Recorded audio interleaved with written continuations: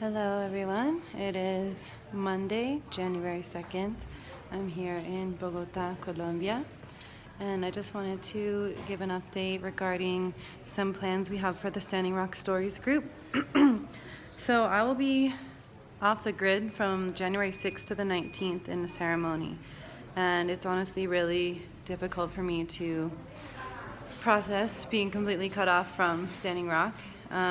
Continues to be really challenging not to be there. I woke up yesterday after a nap and I had a dream that I was back at camp, and I was planning to go to Colombia and then go back to camp and then go back to Colombia, and then I woke up and I realized I was already down here, so it's kind of disorienting. Yeah, it's first I'll speak just to that challenge of not being there anymore, and I know that other people are feeling it.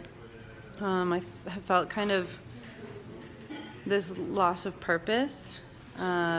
I was fortunate to be traveling with a friend from Standing Rock for 2 weeks after leaving, so I still had that strong connection. Everywhere we went, we were talking about it, and we would talk about it and people and just the movement. It was very present, and so now that I'm traveling with a friend who wasn't there, it's just different. I feel that kind of isolation, that challenge of no one quite understands, no one knows what it was really like.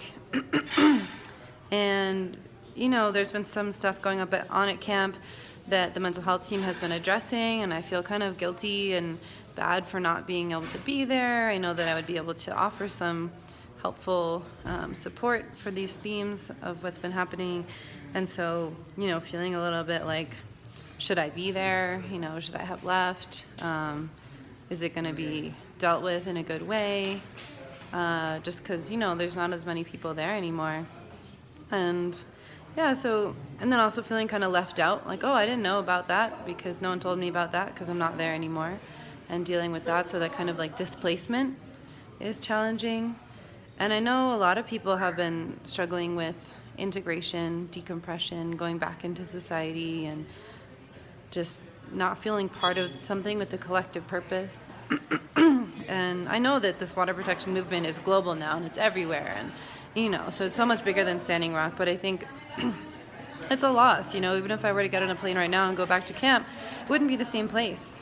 And so that's kind of hard to process too, to let go that, what we're missing isn't really just there in that place. What we're missing is something that existed for a time based on the people that were there and the situations that were happening, and it's different now because everything in life is about change, and we have to just let go of what was and keep moving forward, and that can be challenging to allow for that change and letting go of that comfort that camp felt like a home for us for so long.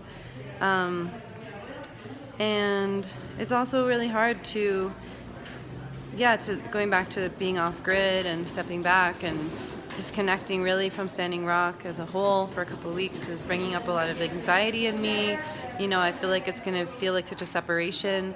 Now I'm fortunate because the ceremony I'm going to is also inspired by the Lakota tradition, so we're going to have sweat lodge and some of the similar intention of prayers together living in camp. So it will be beautiful in that way, but I just miss you guys and miss this group, and I'll miss just constantly learning and talking to people from there and who are there and reporting on information. So it's going to be challenging, and I'd like to invite everyone else that was at Standing Rock in particular that may be dealing with some of the challenges of being away to write about it, post about it, make videos about it, share it so that we can connect and process with one another, because that way we won't feel like we're going through it alone, which is what I'm doing here.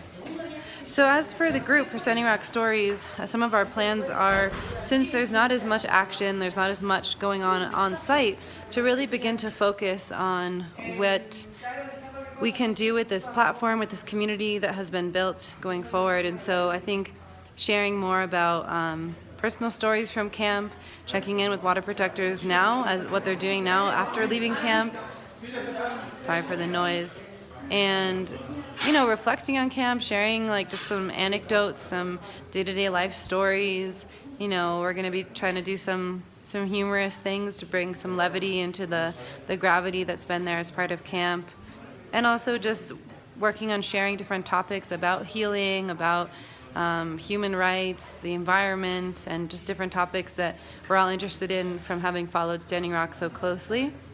and I'll be introducing a new, or just the admin team, including some new people that will be in charge. You can send posts to them and stuff as I'll be away. And if you have any suggestions too, we're totally open to that. You know, we want to keep this community together and sharing and growing and learning and expanding. So just because there isn't as much going on in North Dakota doesn't mean that we won't continue sharing. And we'll also, of course, keep sharing about everything that does happen at camp. So talk to you soon.